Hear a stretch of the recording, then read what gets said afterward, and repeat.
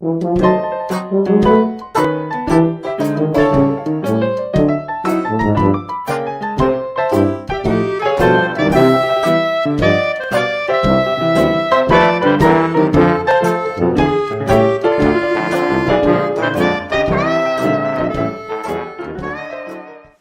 everybody, it's Grandmama. Time for another story from a Hometown Scrapbook by Ben Weatherwax.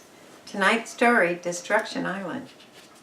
Hello there, we're going to tell you about another island tonight.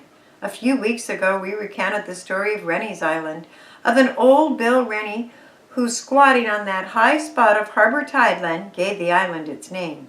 But our island in the scrapbook tonight is not inside the harbor, but rather off the mouth of the harbor and just far enough away to make it a little journey tonight to pick up the thread of this story. For tonight we're going to tell you of Isle Dolores. The Spanish called it Destruction Island to us, the island that lies off the mouth of the Hoh River that has played a dramatic witness to some of the oldest events in the Northwest history. So when Dick Crombie has taken a customary few words from our sponsor, we'll be back with the story of the island that watched Spanish galleons sail up to the coast, British ships of war, Indian combatants, massacres and shipwrecks, and that looks serenely out over the blue Pacific on bright days or scans the Grays Harbor coastline to the south unchanging, and a giant monument in the midst of the restless waters of our coastal line. But first, Dick Crombie and a word from our sponsor. If you were to put out of Grays Harbor in a stout boat and headed north along the coast, you would spot an island just south of the mouth of the Hoh River. As islands go, it's something to take notice of. First, it's just about the only island worth of a name on the Washington coast. Secondly, it's an island with a story, and like the coastline you would pass en route to the island, it has a rich history.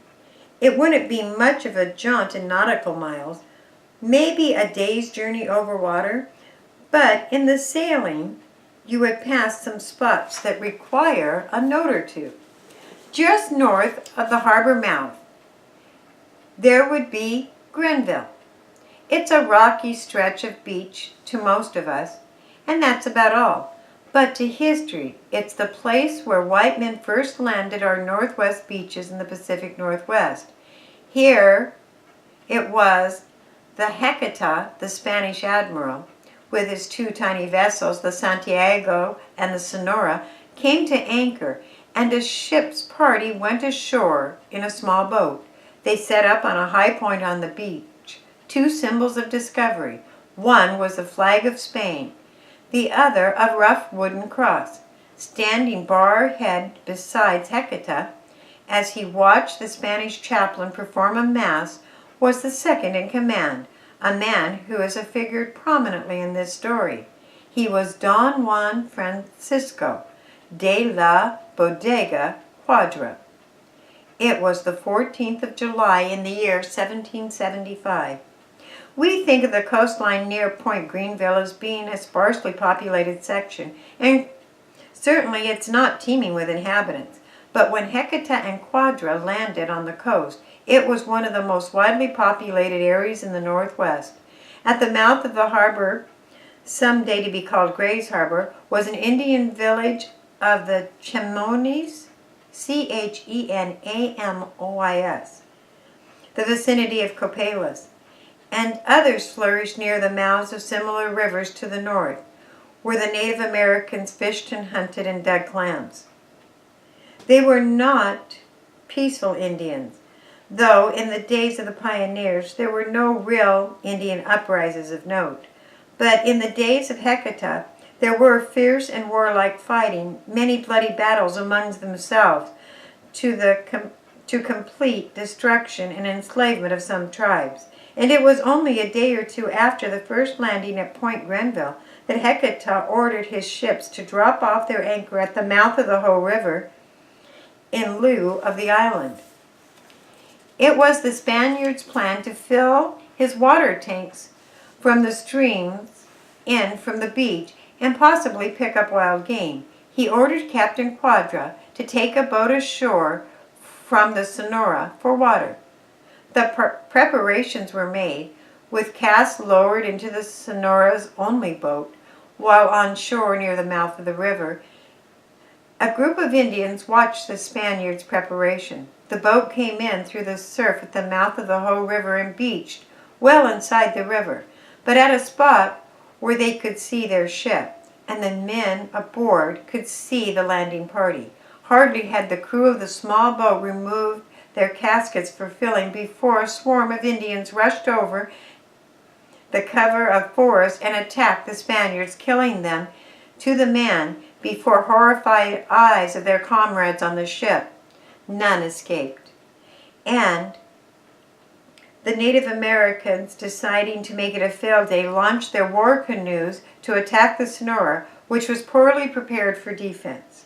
The crew under Quadra had already undergone months of perils and hardship. Scurvy had taken iron roads on them that only 3 men aboard were able to handle a musket. But somehow the attack was beaten off by that tragic handful, and the anchor was hauled aboard. The creatures, who seemed less than scarecrows, managed to escape in triumph in this windswept island, and was named by Captain Quadra Isle de Dolores, Island of Sorrows, and the Spaniards cleared their keels of the freshening influence of the Hoh. It was 12 years later that the British navigator Barclay, coming down from Cape Flattery in 1787, sent a boat ashore to enter the river. The boat's crew of 5 men and an officer were murdered by the natives. From this occurrence came the name by which the island is known today, for Barclay dubbed it Destruction River, but the title was later transformed to Island below its mouth. What does this island look like? Most of you have seen it, I'm sure, but for those of you who may be uninformed about Destruction Island, let's describe its geographical curiosities.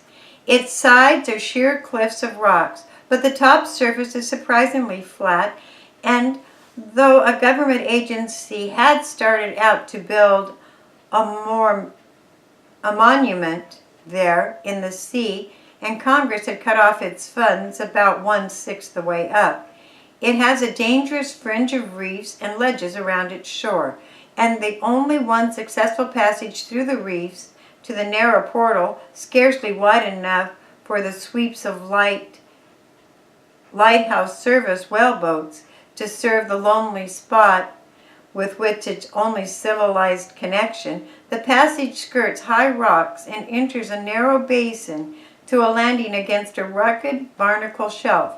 From there, an inclined railway carries freight to the top of the island, and a boom of a derrick swings overhead. The island lies about 3 miles offshore, and those 3 miles are a veritable hell of sharp rocks, reefs, and submerged heads that would tear the ship to bits in a twinkling of Neptune's eye.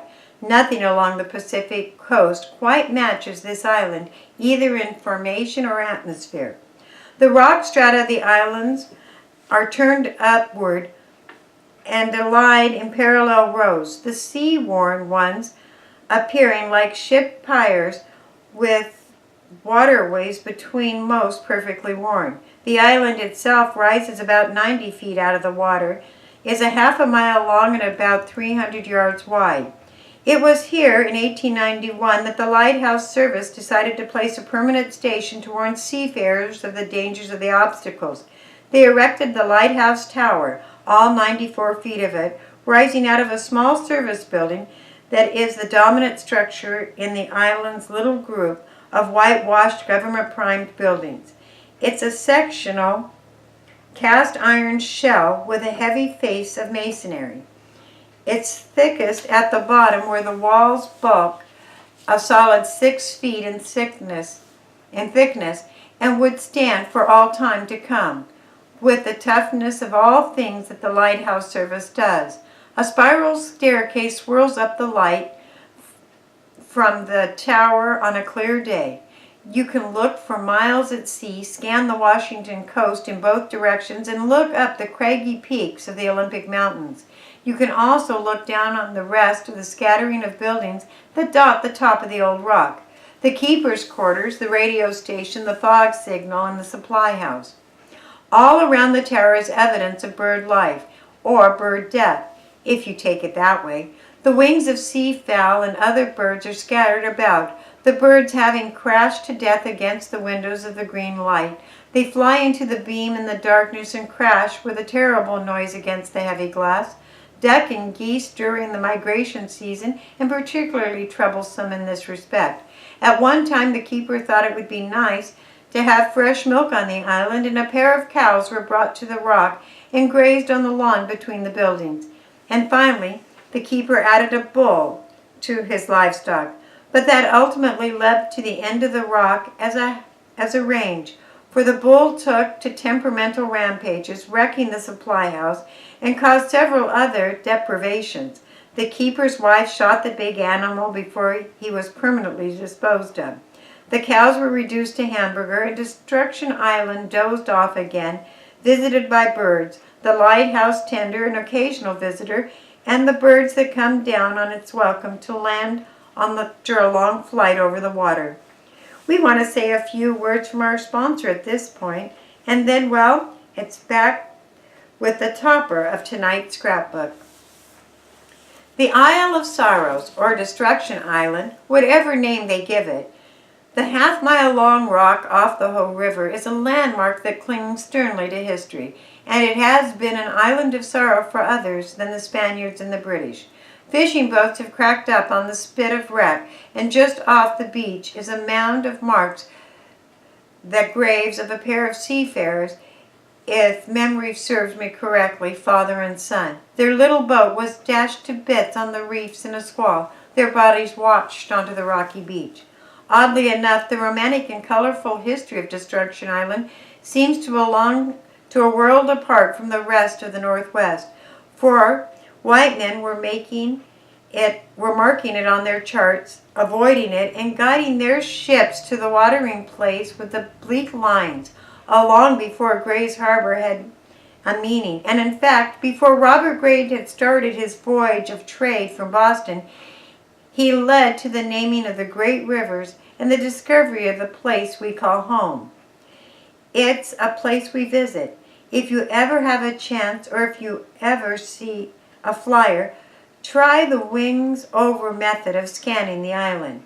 We did that last summer, flying low over the rock to pick out the spots of interest and to save to the keeper to get a vertical picture of the picturesque and foreboding landmark that knew the Spaniards and English discoverers, and knew the shock of combat and heard the cries of the dying long before white men came to our part of this world, and for its legendary importance in nothing else if it finds the place in our hometown scrapbook tonight. Thank you for listening.